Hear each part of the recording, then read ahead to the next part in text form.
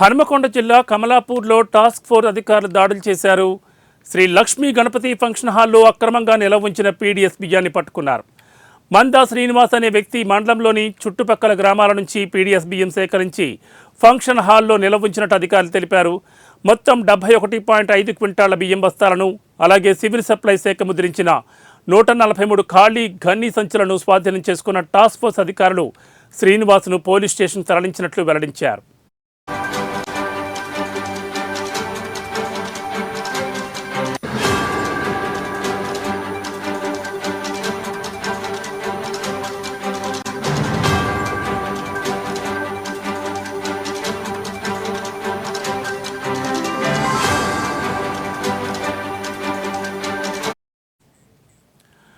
Breaking news చూస్తున్నాం. హన్మకొండ జిల్లా కమలాపూర్లో task force అధికారులు దాడులు చేశారు.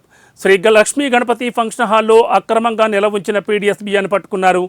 మందా శ్రీనివాస్ అనే వ్యక్తి మండలంలోని చుట్టుపక్కల గ్రామాల నుంచి పీడీఎస్ బియ్యాన్ని సేకరించి ఫంక్షన్ హాల్లో నిల్వ ఉంచినట్లు అధికారులు తెలిపారు.